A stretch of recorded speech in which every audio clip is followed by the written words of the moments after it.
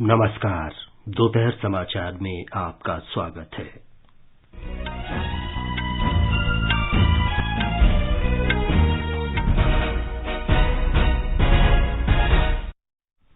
प्रधानमंत्री नरेंद्र मोदी कल से केरल और कर्नाटक के 2 दिन के दौरे पर रहेंगे। श्री मोदी शुक्रवार को कोच्चि में स्वदेश निर्मित पहले विमान वाहक पोत विक्रांत के जलावतरण समारोह में शामिल होंगे। सरकार ने राज्यों और केंद्र शासित प्रदेशों को विभिन्न कल्याणकारी योजनाओं के लिए रियायती दरों पर चने की दाल की आपूर्ति को मंजूरी दी।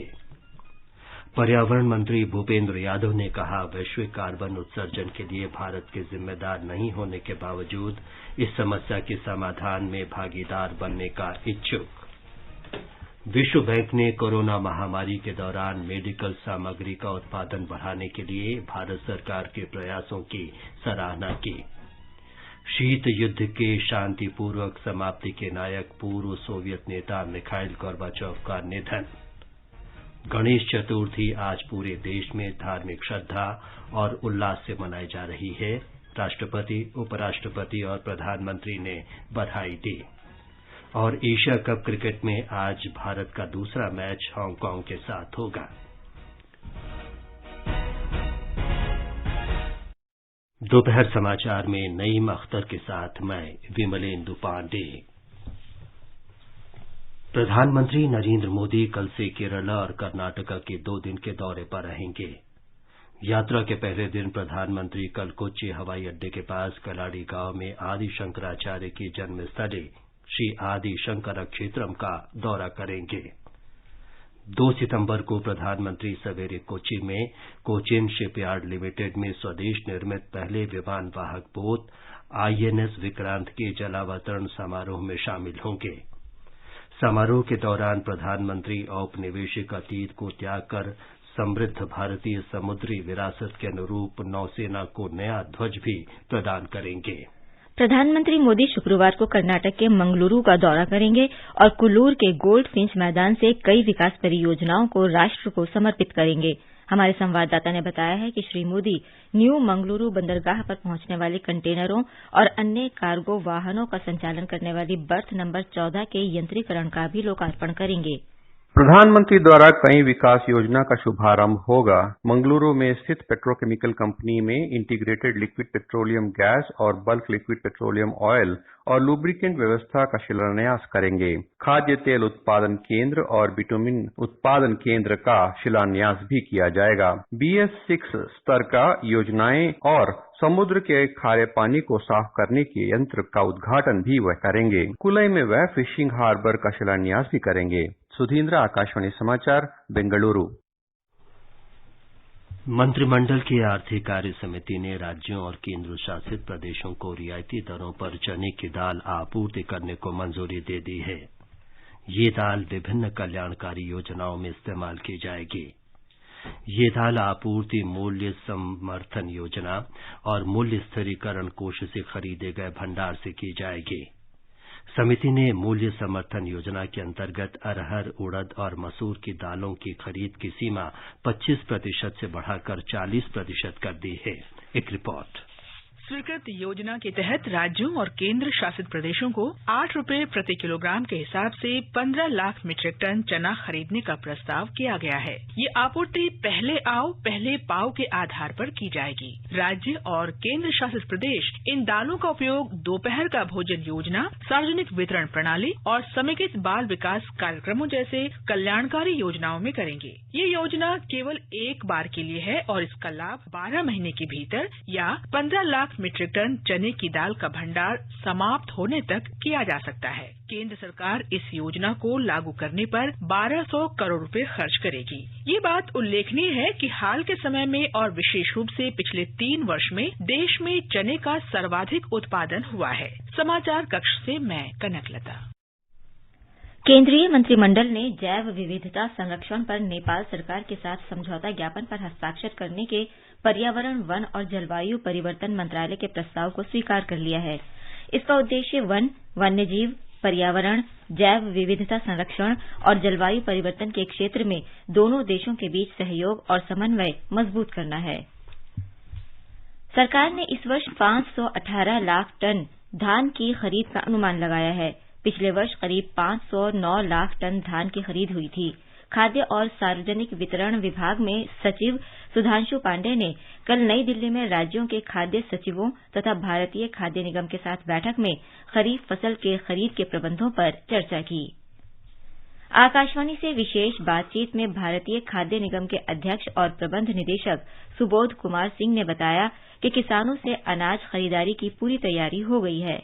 राज्य सरकारों के साथ और एफसीआई के अधिकारियों के साथ समीक्षा किया और इस साल का जो सभी राज्यों ने जो अनुमान बताया है वे करीब 518 लाख टन चावल और अगर धान में देखें तो करीब 773 लाख टन धान खरीदेंगे समर्थन मूल्य पर। और जो राज्य सरकार की एजेंसियां हैं डीसीपी राज्यों में कुछ जगह पे एफसीआई भी खरीदेगी और इस तरीके से उसके खरीदने की व्यवस्था, बारदानों की व्यवस्था सबकी समीक्षा की गई और सभी जो है तैयारियां समय से चल रही। जो कोर्स ग्रेन है अगले साल हम लोग इंटरनेशनल ईयर ऑफ मिलेट्स भी मना रहे हैं और सरकार की काफी प्राथमिकता है कि मिलेट्स का उपार्जन बढ़े, प्रोक्योरमेंट बढ़े। अगले साल जो है करीब 13 लाख टन जो है मिलेट्स समर्थन मूल्य पर खरीदा जाएगा जो राज्यों की पीडीएस और दूसरी जो वेलफेयर स्कीम्स हैं उनमें वितरित किया जाएगा। पर्यावरण मंत्री भूपेंद्र यादव ने कहा है कि वैश्विक कार्बन उत्सर्जन में परंपरागत रूप से भारत की कोई भागीदारी नहीं है, फिर भी वो इस समस्या के समाधान में भागीदारी चाहता है। श्री यादव इंडोनेशिया के शहर बाली में पर्यावरण और जलवायु पर G20 देशों की मंत्री स्तरीय बैठक के उद्घाटन सत्र को संबोधित कर रहे थे। श्री यादव ने कहा कि जलवायु संकट का सर्वाधिक प्रभाव गरीब देशों और वंचित समुदायों पर पड़ रहा है जिनका जलवायु संकट में बिल्कुल भी योगदान नहीं है। विदेश मंत्री डॉक्टर सुब्रमण्यम जयशंकर आज संयुक्त अरब अमीरात की 3 दिन की यात्रा पर रवाना होंगे। वे विदेश मंत्री शेख अब्दुल्ला बिन जायद अल नहयान के साथ भारत और संयुक्त अरब अमीरात संयुक्त आयोग की 14वीं बैठक और तीसरे कार्यनीतिक संवाद की सह अध्यक्षता करेंगे। डॉक्टर जयशंकर वहां के अन्य विशिष्ट व्यक्तियों के साथ भी बैठक करेंगे। विदेश मंत्रालय ने बताया है कि इन बैठकों से दोनों देशों के बीच व्यापक भागीदारी की समीक्षा का अवसर मिलेगा। ये समाचार हमारी वेबसाइट newsonair.com/हिंदी और हमारे mobile app news on AIR पर भी उपलब्ध हैं। अपने बिजनेस को बढ़ाने के लिए लीजिए आकाशवाणी का सहयोग और दीजिए उसे बुलंदियों के पंख। आपका बिजनेस लोकल है या राष्ट्रीय, आकाशवाणी देती है उपभोक्ताओं तक पहुंचने का हर विकल्प। और अब तो आप घर, दफ्तर या दुकान पर बैठे बैठे कर सकते हैं आकाशवाणी के किसी भी केंद्र के लिए विज्ञापनों की बुकिंग। आकाशवाणी के विभिन्न चैनलों पर विज्ञापन देना सुलभ और सस्ता। बुकिंग है तो संपर्क करें 8700014242 पर 8700014242। मुट्ठी भर अंग्रेज और हमारे विशाल देश पर राज करने का स्वप्न देख रहे हैं, पर हम इनके स्वप्न को चकनाचूर कर देंगे। निकल पड़े स्वाधीनता के पथ भाले, स्वतंत्रता संग्राम की सुनी अनसुनी कहानियों के साथ स्वराज हर रविवार रात 9 बजे डीडी नेशनल पर। दोपहर समाचार में आपका फिर स्वागत है। विश्व बैंक ने कोरोना महामारी के दौरान उत्पादन बढ़ाने के भारत सरकार के प्रयासों की सराहना की है। विश्व बैंक ने कहा कि भारत सरकार ने गुणवत्ता से कोई समझौता किए बिना स्थानीय उत्पादन को प्रोत्साहित करने की नीति अपनाई, जिससे वैश्विक आपूर्ति पर निर्भरता कम हुई। विश्व बैंक की रिपोर्ट में आवश्यक चिकित्सा सामग्री की सुचारू आपूर्ति बनाए रखने के लिए केंद्र सरकार द्वारा किए गए उपायों पर भी गौर किया गया है। रिपोर्ट में कोविड उपचार से जुड़ी सामग्री और जीवन रक्षक संयंत्रों के लिए घरेलू बाजार को विस्तार देने के प्रयासों का भी उल्लेख है। राष्ट्रव्यापी कोविड टीकाकरण अभियान के अंतर्गत देश में अब तक 212 करोड़ 39 लाख से अधिक टीके लगाए जा चुके हैं। कल 22,50,000 से अधिक टीके लगाए गए। इस दौरान 7,000 से अधिक और लोगों में संक्रमण की पुष्टि हुई और करीब 11,000 से अधिक लोग स्वस्थ हुए हैं। स्वस्थ होने की दर 98.67% है। झारखंड में सरकार ने झारखंड मुक्ति मोर्चा, कांग्रेस और राष्ट्रीय जनता दल के विधायकों को एकजुट रखने के लिए उन्हें कल छत्तीसगढ़ भेज दिया है। ये विधायक रायपुर के बाहरी इलाके में स्थित रिसोर्ट में रुके हुए हैं। इस इलाके को उच्च सुरक्षा जोन घोषित कर दिया गया है। निर्वाचन आयोग द्वारा मुख्यमंत्री हेमंत सोरेन के विधायक पद से अयोग्यता संबंधी मामले में अपनी राय झारखंड के राज्यपाल रमेश बैस को सौंपने के बाद ये कदम उठाया गया है। भारतीय जनता पार्टी के दिल्ली के सांसदों ने उपराज्यपाल वीके सक्सेना को पत्र लिखकर आम आदमी पार्टी के आरोपों की जांच की मांग की है। आम आदमी पार्टी ने भाजपा पर विधायकों को खरीदने का आरोप लगाया है। भाजपा ने इसे आबकारी नीति और कक्षा निर्माण में अनियमितताओं से जनता का ध्यान हटाने का प्रयास बताया है। पार्टी नेता मनोज तिवारी ने पत्रकारों को बताया कि आप विधायकों ने दावा किया है कि उन्हें भाजपा ने पैसे की पेशकश के लिए फोन किया। उन्होंने कहा कि ये फोरेंसिक जांच का विषय है। उन्होंने कहा कि आप एमएलए को कॉल आया। आज हम बहुत गंभीरता के साथ माननीय एलजी महोदय को इस पत्र से एक एक चीज स्पष्ट है। पब्लिक डोमेन में की गई इन बातों को हम बहुत गंभीरता से ले रहे हैं। जब किसी को कॉल आता है तो वो छुप नहीं सकता। इन सारी बातों का दिल्ली के हम सातों सांसद भारतीय जनता पार्टी के इसका जवाब चाहते हैं और इसकी जब तक जांच नहीं होगी तब तक हम सत्य तक नहीं पहुंच पाएंगे। तेलंगाना के मुख्यमंत्री के चंद्रशेखर राव बिहार के मुख्यमंत्री नीतीश कुमार और उप मुख्यमंत्री तेजस्वी यादव से मिलने पटना जा रहे हैं। राष्ट्रीय जनतांत्रिक गठबंधन एनडीए का विकल्प तैयार करने के लिए राष्ट्रीय स्तर पर पहल की जरूरत पर श्री राव की हाल की टिप्पणी के संदर्भ में उनका दौरा महत्वपूर्ण माना जा रहा है।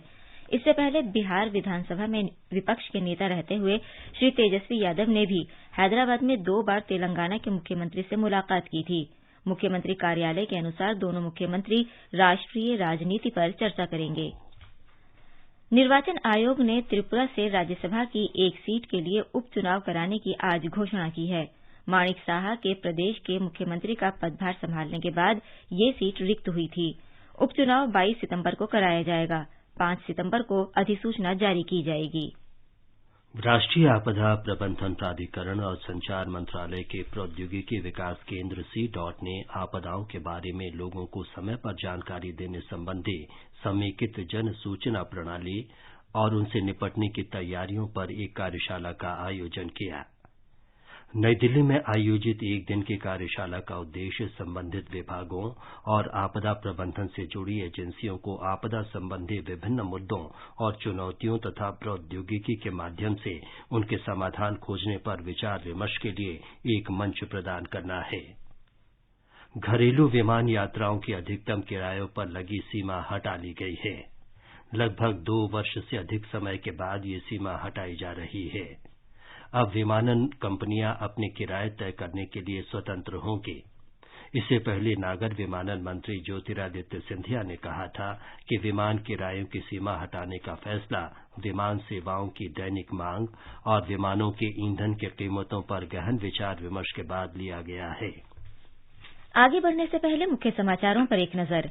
प्रधानमंत्री नरेंद्र मोदी कल से केरल और कर्नाटक के 2 दिन के दौरे पर रहेंगे। श्री मोदी शुक्रवार को कोच्चि में स्वदेश निर्मित पहले विमान वाहक पोत विक्रांत के जलावतरण समारोह में शामिल होंगे। सरकार ने राज्यों और केंद्र शासित प्रदेशों को विभिन्न कल्याणकारी योजनाओं के लिए रियायती दरों पर चने की दाल की आपूर्ति को मंजूरी दी। पर्यावरण मंत्री भूपेंद्र यादव ने कहा, वैश्विक कार्बन उत्सर्जन के लिए भारत के जिम्मेदार नहीं होने के बावजूद इस समस्या के समाधान में भागीदार बनने का इच्छुक। विश्व बैंक ने कोरोना महामारी के दौरान मेडिकल सामग्रियों का उत्पादन बढ़ाने के लिए भारत सरकार के प्रयासों की सराहना की।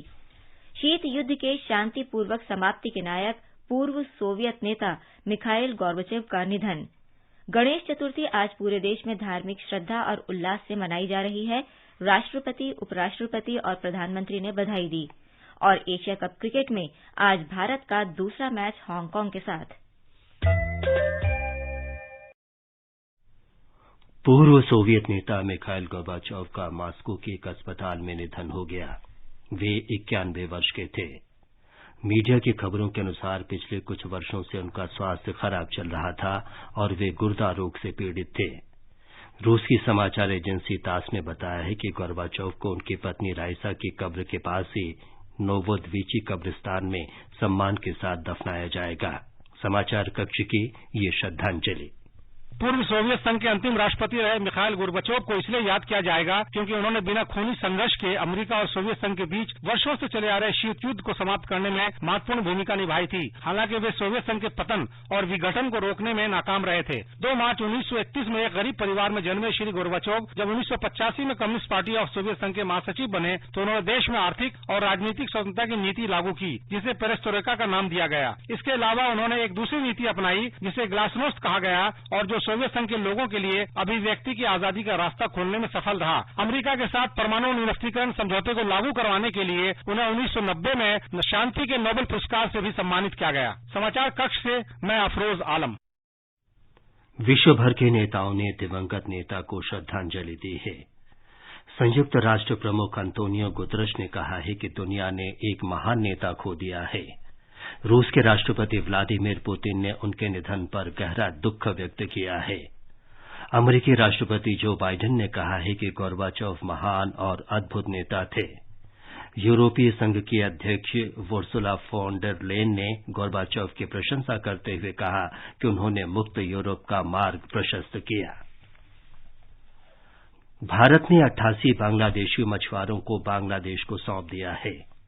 बांग्लादेशी मछुआरों को इस साल फरवरी में भारतीय तटरक्षक बल ने बंगाधुनी द्वीप के पास भारतीय जल सीमा में अवैध रूप से मछली पकड़ते हुए गिरफ्तार किया था।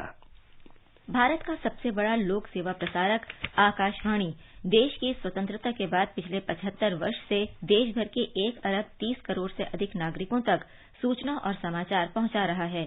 आकाशवाणी समाचार आजाद भारत की बात आकाशवाणी के साथ श्रृंखला के साथ स्वतंत्रता के 75 वर्ष पूरे होने का उत्सव मना रहा है।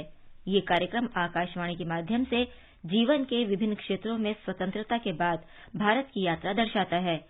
आजाद भारत की बात आकाशवाणी के साथ की आज की कड़ी में हम आपके लिए केंद्र में भारतीय जनता पार्टी की सरकारों के गठन की जानकारी लेकर आए हैं।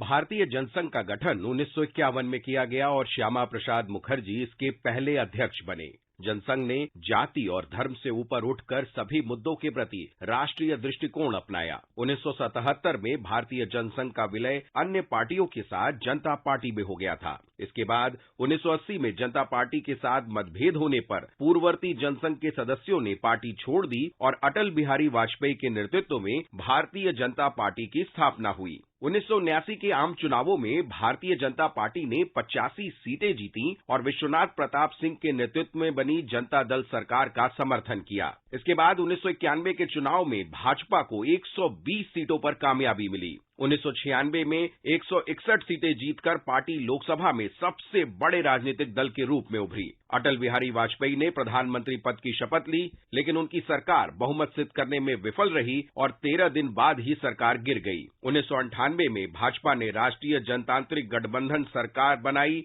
और अटल बिहारी वाजपेयी दूसरी बार प्रधानमंत्री बने, लेकिन ये सरकार 1 वर्ष में ही गिर गई। 1999 में अटल बिहारी वाजपेयी तीसरी बार प्रधानमंत्री बने और भाजपा के नेतृत्व में गठबंधन ने 5 वर्ष का अपना कार्यकाल पूरा किया। हम भी अपने ढंग से देश की सेवा कर रहे हैं और अगर हम देशभक्त न होते और अगर हम निस्वार्थ भाव से राजनीति में अपना स्थान बनाने का प्रयास न करते और हमारे इन प्रयासों के पीछे 40 साल की साधना है।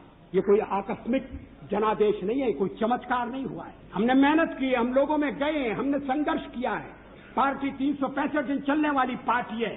ये कोई चुनाव में कुकुर मुक्के की तरह से खड़ी होने वाली पार्टी नहीं। आज हमें अकारण कटघरे में खड़ा किया जा रहा है क्योंकि हम थोड़ी ज्यादा सीटें नहीं ले सके। हम मानते हैं हमारी कमजोरी है, हमें बहुमत मिलना चाहिए।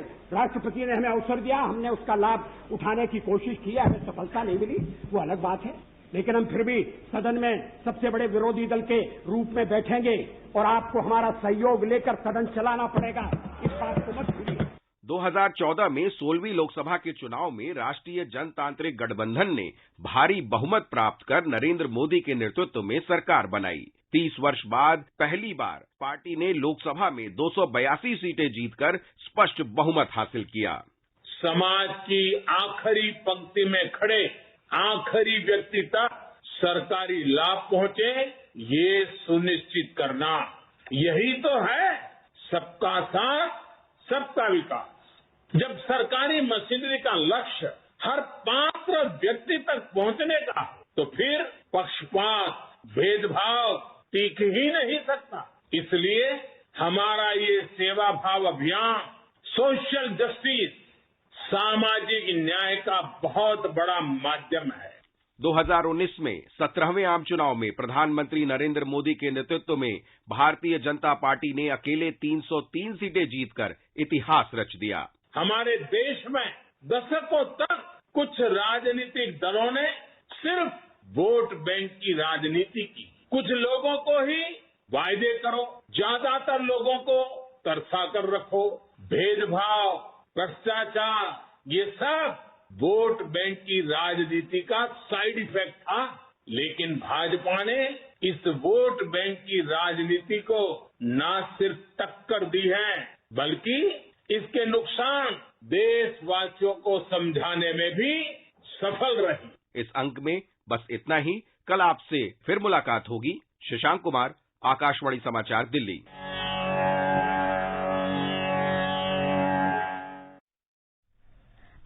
आजाद भारत की बात आकाशवाणी के साथ कार्यक्रम ट्विटर पर @AIR news alerts, YouTube channel news on AIR official, news on AIR app, Facebook और इंस्टाग्राम पर सुना जा सकता है।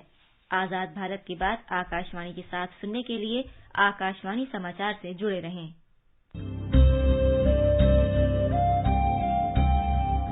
आजाद भारत की बात आकाशवाणी के साथ स्वतंत्रता के 75 वर्ष का उत्सव, जीवंत यात्रा की स्मृतियां, स्वतंत्र भारत की उपलब्धियां और कुछ रोमांचक पल सुनना न भूलें। आकाशवाणी के FM गोल्ड चैनल 100.1 मेगाहर्ट्ज और दूसरे चैनलों पर 15 अगस्त से प्रतिदिन प्रसारित श्रृंखला आजाद भारत की बात आकाशवाणी के साथ। ये समाचार आकाशवाणी से प्रसारित किए जा रहे हैं। ताज़ा समाचार जानने के लिए आप हमारे Twitter handle @AIR news Hindi को फॉलो कर सकते हैं।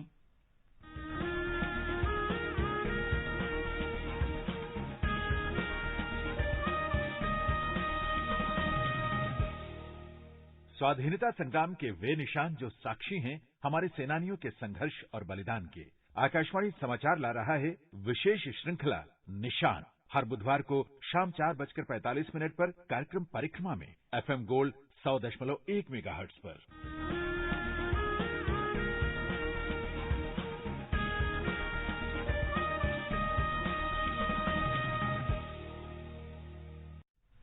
ये आकाशवाणी है। गणेश चतुर्थी आज धार्मिक श्रद्धा और उल्लास से मनाई जा रही है। ये उत्सव बुद्धि, विवेक, समृद्धि और सौभाग्य के प्रतीक भगवान गणेश के जन्म के उपलक्ष्य में मनाया जाता है।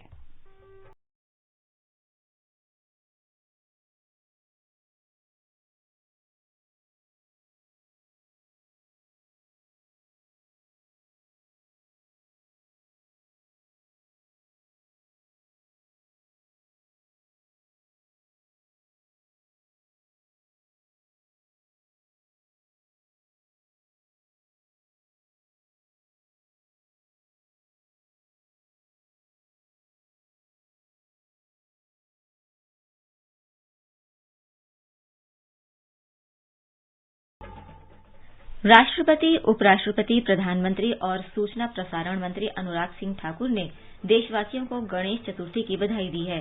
राष्ट्रपति द्रौपदी मुर्मू ने कहा कि गणेश चतुर्थी विवेक, समृद्धि और सौभाग्य के प्रतीक विघ्नहर्ता मंगलमूर्ति भगवान गणेश का जन्मोत्सव है। उपराष्ट्रपति जगदीप धनखड़ ने इस अवसर पर देशवासियों के लिए स्वास्थ्य, सुख और समृद्धि की कामना की। प्रधानमंत्री नरेंद्र मोदी ने आशा व्यक्त की कि भगवान गणेश का आशीर्वाद सदैव देशवासियों पर बना रहेगा। सूचना और प्रसारण मंत्री अनुराग ठाकुर ने गणेश चतुर्थी की शुभकामनाएं दी हैं। उन्होंने भगवान गणेश के आशीर्वाद से प्रत्येक के जीवन में सुख शांति की कामना की। एशिया कप क्रिकेट में आज भारत ग्रुप ए के अपने दूसरे मैच में हांगकांग के साथ खेलेगा। ये मैच दुबई इंटरनेशनल स्टेडियम में शाम 7:30 बजे से खेला जाएगा। पहले मैच में भारत ने पाकिस्तान को 5 विकेट से हराया था। मैच जीतने पर सुपर 4 राउंड में भारत की जगह पक्की हो जाएगी। आकाशवाणी से इस मैच का आंखों देखा हाल हिंदी और अंग्रेजी में प्रसारित किया जाएगा। और अब आज का संस्कृति संदेश, जो समर्पित है पंजाबी कवियत्री अमृता प्रीतम को।